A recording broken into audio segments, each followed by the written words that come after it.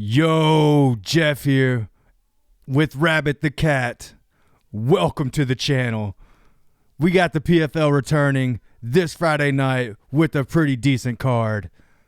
So in this video, I'm going to go over the entire card. I'm going to give my predictions on who I think will win, how I think they will win, and I'm also going to give a few bet leans that I may or may not take for myself. So with that said, let's jump into it. Starting off the night in the light heavyweight division, I think this is an alternate bout for the tournament, but I'm not 100% sure. We got Rafael Xavier versus Karl Albrektsson. I think this is a good fight to open the card with. So Xavier, I'm not too familiar with. I see he's fought in Bellator, and he does have a lot of losses. He doesn't have the best record, but from what I can tell, most of those have been by decision, and a few of them have even been by split decision. So it looks like he has the ability to hang in there to the final bell and maybe even make it a close fight. Now, Albrektsson, I think he's been in there with some good competition, but he hasn't done well, and it looks like his chin really isn't holding up too good lately. Now, I do think this fight can go either way, so I got a few scenarios. I believe Xavier's going to land a big shot and get the finish by knockout. That's what I believe will happen, but I also see a scenario where, the fight goes to a decision. It's a close fight, and it can just go either way. So I'm officially going to pick Xavier by KO finish. But as far as bets go, I think the Xavier's at minus 155 or something like that. That's not a bad line, but I'm not too sure about that. So no prop lines have come out for this yet. So if I can find the under 2.5 at a good number, I might look into that. I might take that. So that'll be something I'm looking out for. But like I said, this fight could end up being kind of a really close decision. We've got a heavyweight tournament semifinal matchup. Rodrigo Nascimiento versus Oleg Popov. To be honest, I'm not really feeling this heavyweight tournament. I'm not really a fan of any of the fighters in it. I thought the first round was kind of boring. Other than one fight, but it still wasn't even that great. So I'm just not sure. It's not really a thing I'm looking forward to on this. I do not know Nascimento. He had a UFC run. He went 4-3 in it. But anytime he stepped up to some higher level competition, he really didn't do good. I don't really think any of his wins are against anybody that's that great. And then Popov, he's been around for a minute. He's got some good experience, but he's got some decent wins. But he lost to Dennis Golstov in the tournament final of last year. And, I really thought he should have won that match going into it, but he just got submitted really quick. So that kind of, makes me kind of have a little bit of caution picking him. But I do think in this fight, Oleg will be able to just kind of grind out a decision win. I don't think there's going to be anything like worthwhile to see in this fight as far as entertainment or anything like that. I think it's going to be kind of boring. It's going to go to the scorecards, and I think Oleg is going to get a judge's decision. Now, I do think it's a fight that can go either way, but I'm going to stick with Oleg. And as far as betting goes, so I see Oleg's at minus 205. I don't really like that a whole lot. I think it should be a little bit lower than that. So I'm not really feeling that money line for Oleg. So I will be looking at the over 2.5 once it comes out, and I'm going to see if that's at a good number, and that'll be something I'm checking out. Our next prelim in the lightweight division, Biaggio Ali Walsh versus Ronnie Gibbs. Now, Walsh is the grandson of Muhammad Ali. I believe he's the grandson, and that's how he's related. And he's only had 2 fights, so he's really young. He's had some amateur fights. And Ronnie Gibbs is 1-0, so he's only had 1 pro fight. So, this is just a fight where they want to build up Walsh. he's a guy they want to market. So they need to build up his name, and I don't think they would put him in there against a guy they think he can lose to. So he should win this fight. Now, if Walsh does not win this fight, it's not a good sign for his prospects going forward. But I think the PFL, they want this guy to win because they want to be able to make money off of him in the future. There's a lot of potential there for marketing. So they need this guy to win. And I think Walsh is going to win. He had a really nice KO in his last fight. He went to a decision before that. So I think, I just think Ali should be able to get the KO. I don't really know anything about Gibbs. He's 1-0. Unless he turns out to be a really good fighter, I just think he's meant to lose this fight. The odds, I don't like them at all. I see Ali's at minus 1,100. He's just, for a guy who's 2-0, he's just not proven enough to be that big of a favorite. So I don't like that at all. I'm staying away from it. I'm going to see what the under 2.5 looks like once that comes out, and that might be something that I kind of get in on. We're staying in the heavyweight tournament with another semifinal bout. We've got Valentin Moldavsky versus Alexander Romanov. Now, I think this fight has potential to be a little bit more entertaining than the other heavyweight fight, but I do believe there's a high chance that this ends up being a boring decision.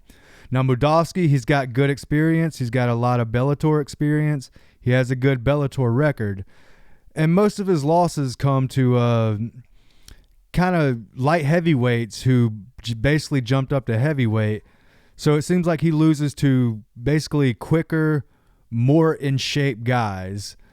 And he lost to Linton Vassell twice, even though he beat him once way back in the day. And then he's also lost to Ryan Bader. So I'm just thinking it might be a problem with people who have better speed than he does, or just maybe who are just in better shape. Now Romanov, he's really kind of sloppy, but he's a good grappler, and he finds a way to get it done a lot. And he's just one of them guys that, man, I just think he kind of, when he steps up in competition, he really just gets destroyed. And I don't think that's a good look for him. Now, to be fair, he did easily win his first round matchup against Tim Johnson, but Tim Johnson's really not that great of a heavyweight. Both these guys, they have a lot of fights that go to a decision, so I absolutely see this fight going to the scorecards. But I just think Valentin might just be in a little bit better shape and will probably just kind of edge out ahead and get the win by decision. As far as money lines go, I think I see Valentin's at minus 170. It's not the best. I think it's okay. I think it could be a little bit lower. I'm going to look at that over 2.5 rounds once it comes out. If that's at a good number, I'm absolutely jumping on that. But I'll wait and see what it looks like once it comes out. Anyways, that's it with the heavyweight fights. Really not looking forward to these. Hopefully they end up just surprising me and they end up being entertaining. We're moving on to the light heavyweight division with the semifinal tournament matchup. We got Antonio Carlos Jr. versus Simeon Powell. This is kind of a tough fight for me to pick. So Carlos Jr., he had a UFC run, pretty good. He went 7-5, but he really doesn't have any notable wins for the most part. And anytime he stepped up in competition, he didn't do well. Simeon Powell, I'm not that familiar with him. He's been a PFL guy for a while. He only has one loss. He got just finished by ground and pound. But he's looked good in the fights that I've seen. And he really wrecked Albrektsson in his last fight. I mean, he hit him with a vicious elbow off the clinch, I believe, and just finished the fight and really got a good victory in that fight. So this is a tough fight for me to pick because I think Carlos Jr.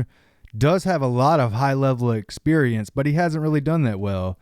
And Powell, I don't really know what his ceiling is yet, but he's looked good, but he's also kind of looked beatable, and he's been beat before. So this is a hard one to pick, but I think Simeon Powell will be able to land the more damaging blows, but I think Carlos Jr. is tough and he's crafty enough to get to the final bell, but I really don't think he'll be able to do much to win the fight. Now, there's always the possibility of Carlos Jr. like snatching up a submission, which I think is possible, but I don't believe it's going to happen. So I think Simeon Powell is going to land some big damaging blows, but not enough to finish the fight, and I think he'll win a decision. Not 100% confident with that. I mean, very far from confident, but that's the scenario that I can see happen, and that's what I'm going to go with. For the money line, Simeon's at minus 162. It's okay. I don't like it. Think it should be a little bit lower. So I'll be looking at the over and under 2.5 and seeing if any of those are at good numbers, but this might be one of them fights that I just stay away from on the betting. We're moving on to the middleweight tournament. Semifinal matchup, Dalton Rosta versus Aaron Jeffery, who spells Jeffrey like my name, which is kind of rare. I really haven't seen that much in my life, so that's interesting. Anyway, these two men, they fought each other before a few years ago, and Aaron Jeffery was able to win by decision. So I think that's a lot. That says a lot.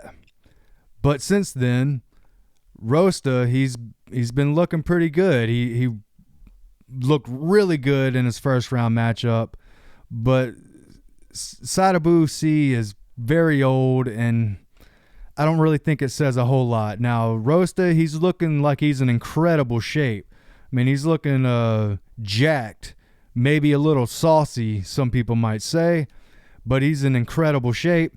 Now, Aaron Jeffery, he's always in good shape, and he's a tough dude. He's a scrappy guy, and, you know, he will bring the fight. He'll make it tough for almost anybody. You know, it's not going to be easy night at the office if you got to fight Aaron Jeffery. So it's kind of a tough fight to pick. It's a pick 'em by the odds. Rosta's minus 115, Jeffery's minus 105. But I think this is a situation where Aaron Jeffery's tough. I think it's going to go to a decision, and I think he'll get the nod. So for me, as betting goes, I'm looking at that Aaron Jeffery money line at minus 105, but I'm not that confident. I'm not 100% sure. So I will also look at the over 2.5 because I do believe this fight goes to the scorecards. So that's something that I will take a look at, and if it's at a good number, that's what I'm going with. In a non-tournament bout, bantamweight division, Sergio Pettis versus Raufeon Stots. And this has the potential to be a really, really good, exciting matchup. This is something that I'm really looking forward to watching. Sergio Pettis, he's been in the game for a long, long time, and he's only 31 years old still. So, hey, he might be in his prime, but I think we might have seen the best of Sergio Pettis at this point, but he could always surprise us. Raufeon Stots, he's 36, but he has an amazing record. His only two losses are to Merab, way back in the day, and Merab's the bantamweight GOAT now, and also to Patchy Mix, which didn't have the best UFC debut, but Patchy Mix had a really good career, and he's a good fighter. So this is a tough one to pick. Just going off the styles, I've got to go with Stots. I think Raufeon's going to be able to just make it a kind of a dirty dog fight. He's going to be able to mix in grappling, wrestling, along with the striking, and I think he's just going to keep Sergio Pettis guessing the entire time, and he might just make it a little too physical, too much of a scrap. And I think Pettis is tough, and I think it'll go to the final bell. I think it's going to go to a decision, but I think Stots is just going to be just a little bit ahead. He's just going to be the clear winner by the time it's done. Now, Sergio, who knows? He might surprise us, but he's just had so many decisions in his career that I just don't really see him getting the knockout in this fight.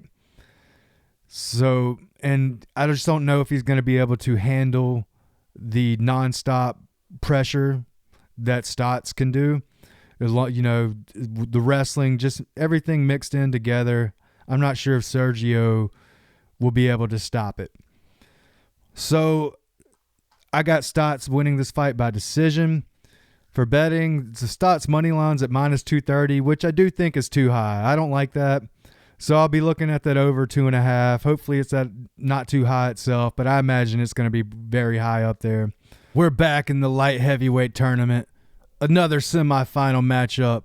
Phil, Mr. Wonderful Davis versus Sullivan, Cauley. Now, I don't know a whole lot about Cauley. He looked good in his first round matchup, but he's going up against Phil Davis, who's been around for a long, long time. He's never been knocked out or submitted in his MMA career. His only losses have been by decision.